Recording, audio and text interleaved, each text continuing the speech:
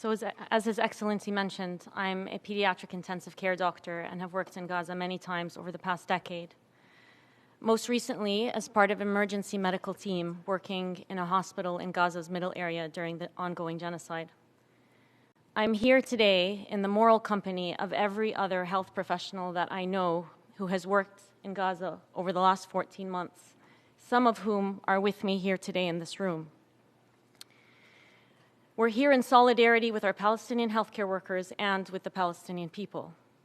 You cannot witness what is happening in Gaza and not emerge enraged and determined to stop it. We don't want to be here or on the news, repeatedly providing moral witness to ongoing atrocities. But by design, international journalists and independent human rights and forensic investigators have been prohibited by Israel from bearing witness. At the same time, incredible Palestinian journalists covering the genocide of their own people have been repeatedly targeted by Israel and discredited, while both their reporting and their murders have been largely ignored by mainstream Western media. As one of the few international observers allowed into Gaza, I can tell you, spend just 5 minutes in a hospital there and it will become painfully clear that Palestinians are being intentionally massacred, starved, and stripped of everything needed to sustain human life. Collectively, for the past 14 months, we have treated people subjected to civilian massacre after civilian massacre at the few remaining partially functioning hospitals in Gaza. Entire families have been eliminated, wiped off of the civil registry. Our healthcare and humanitarian colleagues are being killed in record numbers. We have treated countless children who lost their entire families, a phenomenon so frequent in Gaza that it's been given a specific name: wounded child, no surviving family. We held the hands of children as they took their last breaths, with no one but a stranger to comfort them. Those who recovered enough to leave the hospital continued to face the obvious risk of death, be it through another bombing, starvation, dehydration, or disease. History has clearly shown us that doctors can't stop genocide. This is why it's called the Convention on the Prevention and Punishment of the Crime of Genocide. And this is why I, as a doctor, am here today, pleading to you. Before I share what I bore witness to, I want to share a quote from my colleague, Dr. Mohammed Ghanem, a young ER doctor who was killed 1 month ago by a quadcopter drone after steadfastly caring for his patients for over 400 days, while the hospitals in which he was working were repeatedly besieged. Dr. Ghanem said, "As much as I could, I stayed away from sharing the tragic stories for 2 reasons. The first reason is that I know it is of no use, for those who couldn't be moved by pictures of dismembered and charred corpses will not be moved by some words.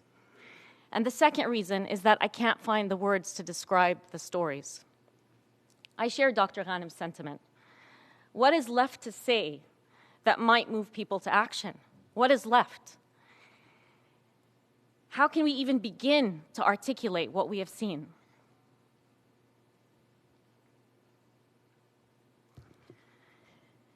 I remember the silence of the woman brought into the hospital injured,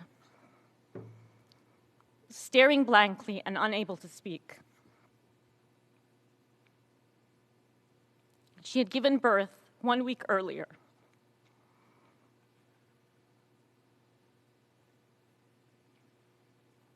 She couldn't find her 7-day-old baby. Both her baby and her toddler were trapped under the rubble. There are no words that can adequately convey the pain and depravity of this aggression. There are no words. I remember 6-year-old Siwar, who was intubated in the ICU with severe traumatic brain injury. Her little brother still missing. I recall her mother sitting next to her, tears streaming down her face, asking what was her crime. I didn't have the heart to tell her that Siwar, with her beautiful, long, dark lashes and curls, would likely never talk or interact fully if she were to survive. Or 5-year-old Muhammad with an in and out penetrating injury to the head, likely a gunshot. Sorry.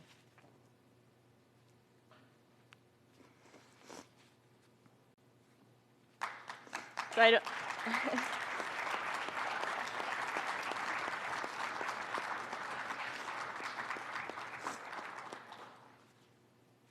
Sorry, I have a nosebleed. Don't know if someone can grab me a tissue. It would be really helpful. But I'll continue, as our Palestinian colleagues have for over 400 days. Or 5-year-old Muhammad with an in and out penetrating injury to the head, likely a gunshot, who died in the ER as there were no beds in the ICU. He had no known surviving family to retrieve his body and was taken to the morgue by the medical team. I remember Muhammad so well. His hands and feet were really small. The last expression on his face was one of pain.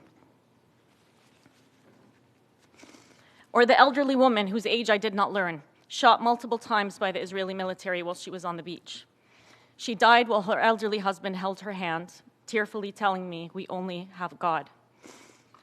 Or 13-year-old Amir, who sustained severe neck trauma after his home was bombed and kept calling for his sister.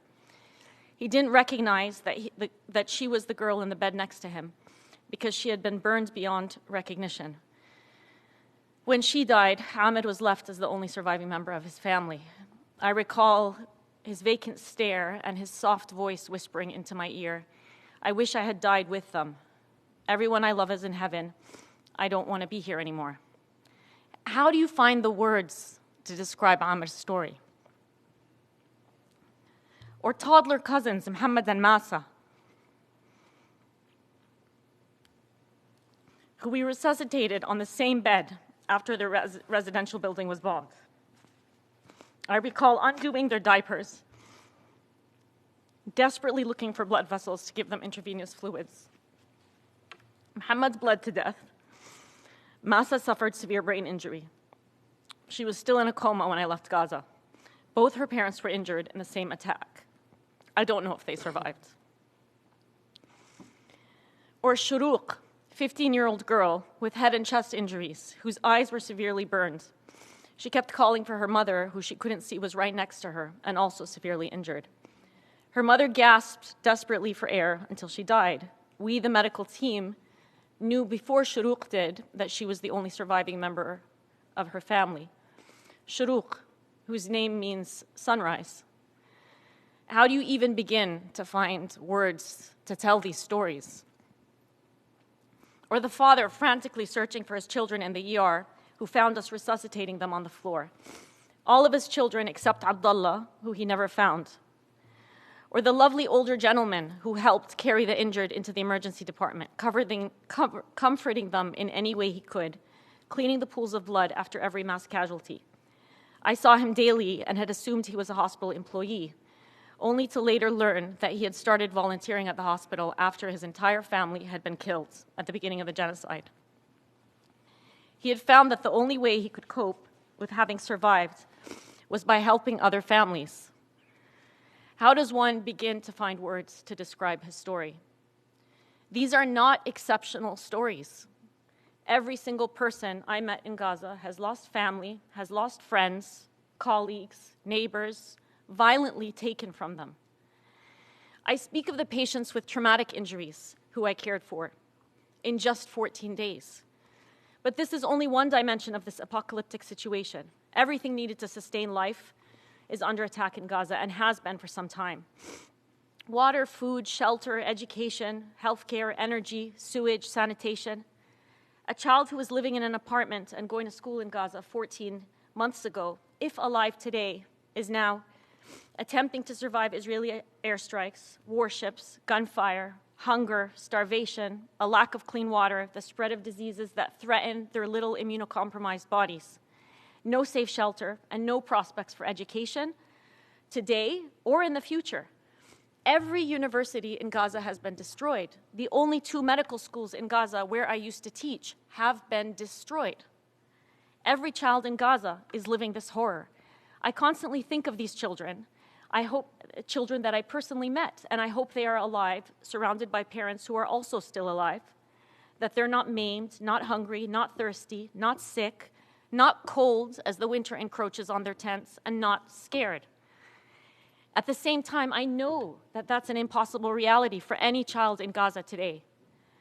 On the eve of World Children's Day last week, the United States vetoed for the 5th time a UN Security Council calling for a ceasefire in Gaza. In the words of the Palestinian ambassador to the UN, Majid Bamia, there is no justification for vetoing a resolution trying to stop atrocities. There is no justification. I want you to take a second and imagine all of the children that I just spoke about, their mothers, their fathers, desperately seeking medical care and searching for hope in one of the few remaining hospitals in Gaza. Then the electricity cuts out. The entrance to the hospital is struck by a missile. The hospital is threatened with forced displacement orders again. It's apocalyptic.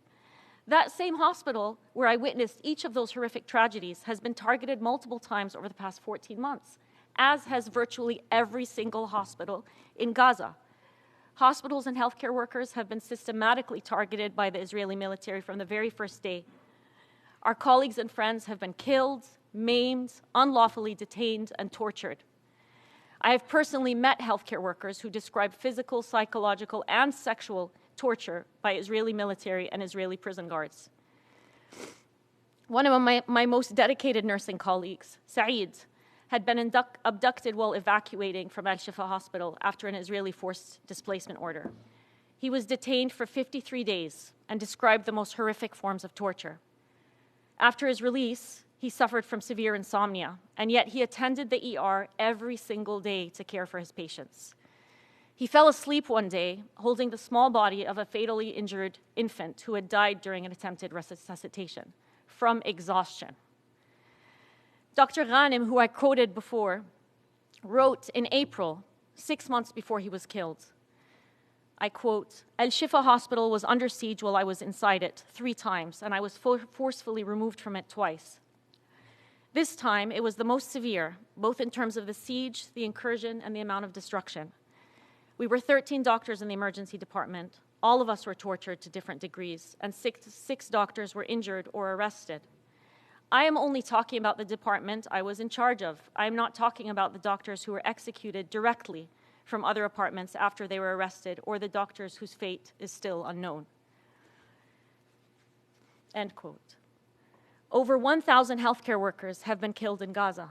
Hundreds of healthcare workers have been held in Israeli captivity. At least 4 have been killed while in detention. Their bodies are still being held. Every single healthcare worker I met in Gaza has lost family, has lost friends, has lost colleagues. Every single healthcare worker I met has been displaced multiple times, has been forced out of the hospitals where they work. Many healthcare workers have been killed while trying to rescue the wounded in what has infamously been called Israel's double or triple strike attacks, where a location is struck, and then shortly after, it is struck a second and third time once the rescue workers are there to retrieve the casualties. Other healthcare workers have been killed while working in hospitals.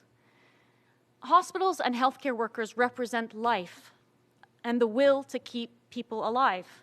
The systematic and egregious targeting of healthcare is a line that should have never been crossed, like so many red lines.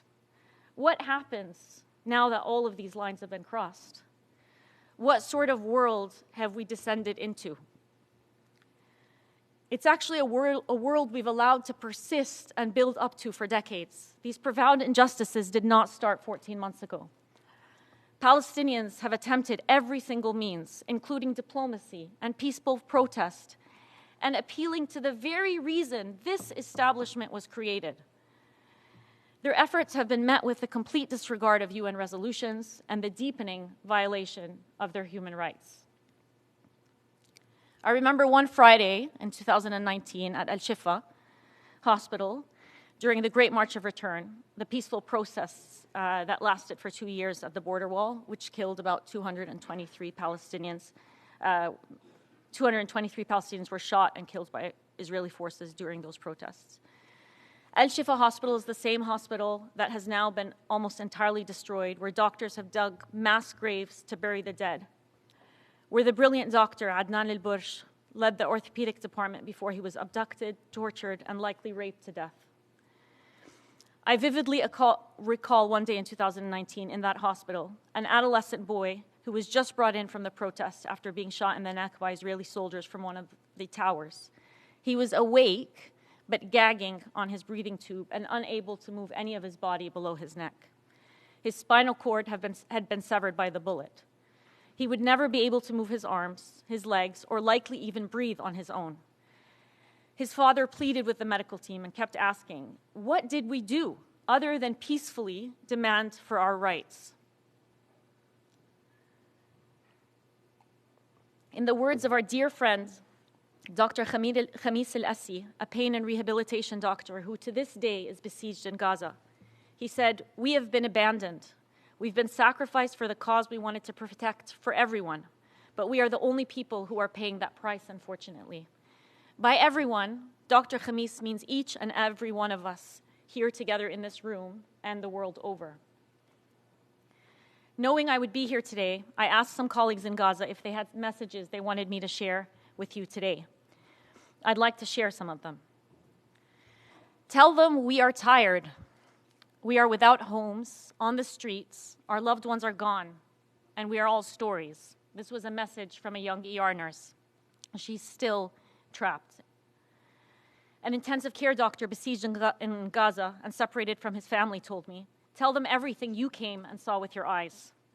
Tell them that I want to see my son and my wife because I really miss them. Saeed, the nurse I spoke to earlier who was detained and tortured, says to you, we are being buried. Every minute we are being buried. Every minute we disappear. Every minute we're abducted. We're experiencing things that the mind cannot even comprehend. We die and don't find anyone to bury us. I'm asking you to share my story, my whole story, with my name. I want the whole world to know that I'm a human being.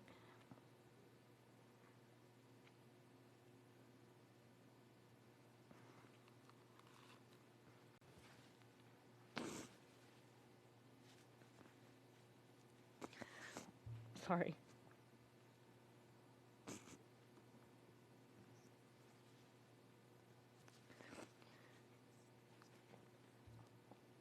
This has gone on for too long.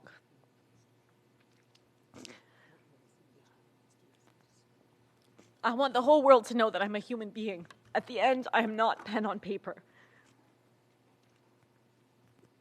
I'm not anonymous. I'm a human being created by God.